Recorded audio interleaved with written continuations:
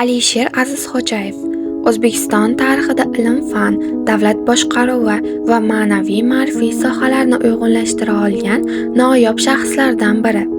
U nafaqat yuridik fanlar doktori va professor sifatida, shuningdek, siyosiy arbob va davlat rahbariyatidagi faoliyati bilan ham mamlakat taraqqiyotiga katta hissa qo'shgan.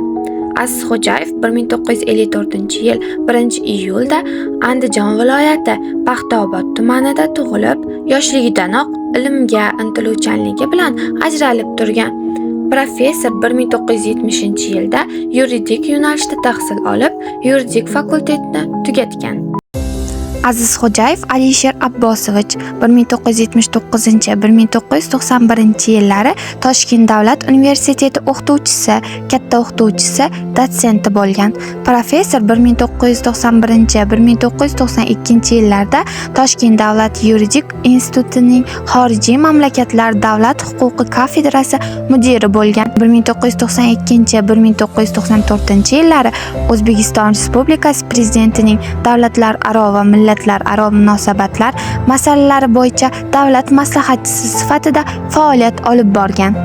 Azizxo'jayev Alisher Abbosovich 1994-1996 yillarda O'zbekiston Respublikasi Prezidentining fan, ta'lim va ijtimoiy masalalar bo'yicha davlat maslahatchisi, O'zbekiston Respublikasi Prezidenti huzuridagi Davlat va jamiyat qurilishi akademiyasi rektori, 1996-1998 yillarda esa O'zbekiston Respublikasi Bosh vaziri o'rinbosari, O'zbekiston Respublikasi Prezidenti huzuridagi Davlat va jamiyat qurilishi akademiyasi rektori sifatida samarali faoliyat yuritgan. Azizxo'jayev Alisher Abbosovich 1994-1996 yillarda O'zbekiston Respublikasi Prezidentining fan, ta'lim va ijtimoiy masalalar bo'yicha davlat maslahatchisi, O'zbekiston Respublikasi Prezidenti huzuridagi Davlat va jamiyat qurilishi akademiyasi rektori,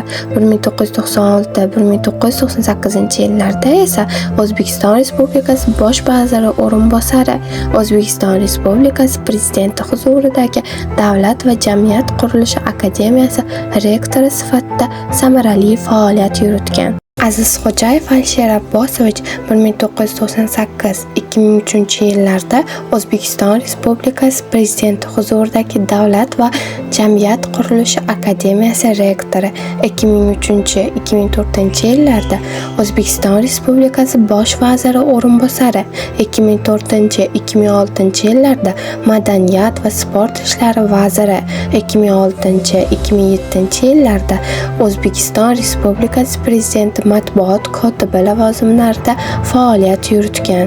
Azizxo'jayev Alisher Abbosovich 2007-yildan 2012 yilning yanvarigacha Toshkent davlat yuridik institutida Konstitutsiyaviy huquq kafedrasi mudiri sifatida faoliyat ko'rsatgan.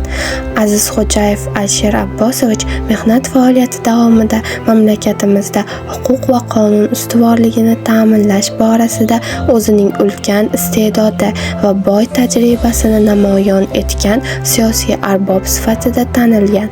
U davlat va jamiyat qurilishi sohasidagi ibratli faoliyati uchun 2004 yilda Mehnat shuhrati ordeni bilan taqdirlangan.